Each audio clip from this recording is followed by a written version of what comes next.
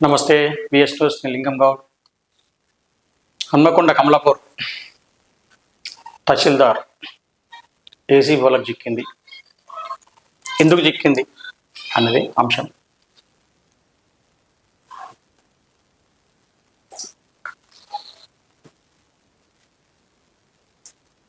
దొరసాని ఎనిమిది ఉన్నట్టు ఎంత మంచి కూర్చున్నది. ఏసీబీ వాళ్ళు కమలాపూర్ తహసీల్దార్ కమలాపూర్ ప్రభుత్వ వార్త. హన్మకొండ జిల్లా కమలాపూర్ మండల తహసీల్దార్ మాధవి ధరణి పోర్టల్ ఆపరేటర్ రాకేష్ 5,000 రూపాయలు రైతు నుండి తీసుకుండగా ఏసీబీ చిక్కారు. Warangal ACB DSP P Sambaiah తెలిపిన వివరాల ప్రకారం హన్మకొండ జిల్లా కమలాపూర్ మండలంలోని కన్నూరు గ్రామానికి చెందిన రైతు కాసరబోయిన గోపాల్ తన తండ్రి నుండి వారసత్వం వ్యవసాయ భూమి 3 ఎకరాల 2 గుంటలు తన పేరు మీద గిఫ్ట్ డీడ్ రిజిస్ట్రేషన్ చేసుకోవడానికి ఈ నెల 9వ తేదీన తహసీల్దార్ మాధవిని సంప్రదించారు.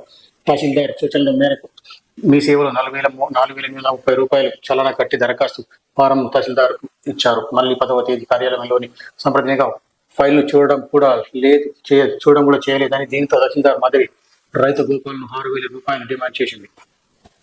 5,000 రూపాయలు తహసీల్దార్ మాధవికి 1,000 రూపాయలు ధరణి పోర్టల్ ఆపరేటర్ రాజేష్ కు ఇవ్వాలని చెప్పగా ఈ నెల 18వ తేదీ తహసీల్దార్ మాధవి గోపాల్ సంప్రదించగా 5,000 రూపాయలు ఒప్పుకున్నాడు. డబ్బులు ఇవ్వడం ఇష్టం లేక కాసరబోయిన గోపాల్ ఏసీబీని ఆశ్రయించాడు. సోమవారం ఏసీబీ డిఎస్పీ పి సాంబయ్యకు ఇన్స్పెక్టర్ రాజుకు శ్యామ్ సుందర్ కలిసి రెడ్ హ్యాండ్ గా పట్టుకున్నారు. తహసీల్దార్ ఆదేశాలతో ధరణి పోర్టల్ ఆపరేటర్ రాజేష్ 5,000 రూపాయలు సదరు బాధితుడు తీసుకుంటుండగా పట్టుబట్టడంతో తహసీల్దార్ మాధవి ఆపరేటర్ రాకేష్ ను ఏసీబీ అధికారులు అరెస్టు చేసి వీరిని వరంగల్ ఏసీబీ స్పెషల్ కోర్టులో హాజరుపరుస్తామని చెప్పారు.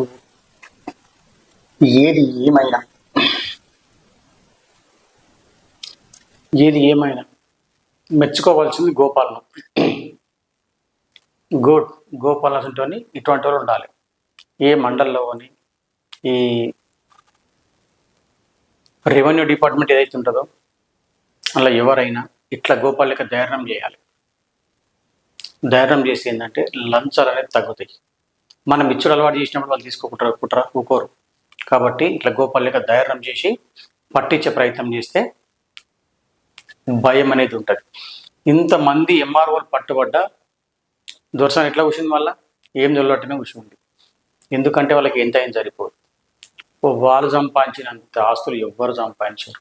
ఎందుకంటే వాళ్ళు ఏదన్నా ల్యాండ్ విషయంలో ఎవరన్నా పోతే వాళ్ళు రక్తం దాగనికైనా వెనుకాడరు. 90% ఎంఆర్ఓలు వాళ్ళు రక్తం దాగనికైనా వెనుకాడరు. ఎందుకంటే వాళ్ళకి పైసలు కావాలి. రక్తం అమ్ముకుంటారా ఇంకేం చేస్తారా అదంతా అవసరం లేదు. కానీ వాళ్ళకి కావాల్సింది డబ్బులు. 5,000 10,000 కాదు, వాళ్ళకి ఇంకా ఎక్కువనే ఉంటుంది.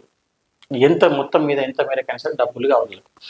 ప్రతి ఒక్కరు ప్రజలు కూడా ఏం చేయాలంటే ఈ రెవెన్యూ డిపార్ట్మెంట్ ఎంఆర్ఓ ఆఫీసు పోయినప్పుడు ఏదన్నా పని మీద పోయినప్పుడు వాళ్ళు ఎంతో కొంత డిమాండ్ చేస్తారు. మిమ్మల్ని 5,000 10,000 1000 ఎంతైనా డిమాండ్ చేస్తారు. అప్పుడు మీరు ఏం సంకోచించకుండా ఖచ్చితంగా ఇస్తామని చెప్పి వాళ్ళని ఏసీబీ అధికారులు పట్టించడం గ్యారంటీగా చేయాలి. ఎందుకంటే వాళ్ళకి హిందీ జరిగినా వాళ్ళకి బుద్ధి జ్ఞానం అయితే వస్తలేదు. రైతులతోటి కానీ ఎవరైనా పోయి పట్ట భూముల విషయంలో ఎవరైనా అవకతవకలు జరిగితే సరిచేయమని పోతే మాత్రం వాళ్ళకి డబ్బులే కావాలి.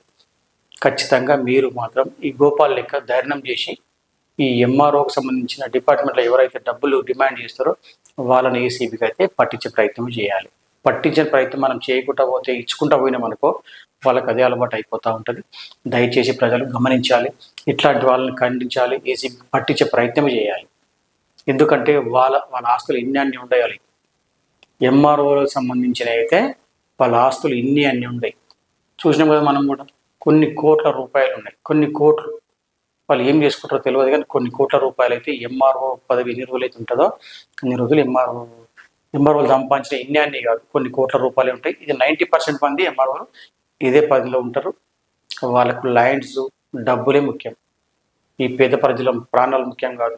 వాళ్ళు సస్తారా బత్తరా అనేది కాదు. ఇలా వాళ్ళకు డబ్బులు కావాలి. డబ్బులు అయితే కానీ పని చేయరు. ప్రజలు ప్రతి ఒక్కరు అర్థం చేసుకోవాలి. ఎవరన్నా ఈ డిపార్ట్మెంట్లో పని గురించి పోయినప్పుడు మాత్రం ఖచ్చితంగా డబ్బులు అడిగితే ఏసీబీకి పట్టించే ప్రయత్నం ఖచ్చితంగా చేయండి. దయచేసి చెప్తున్నా. నమస్తే.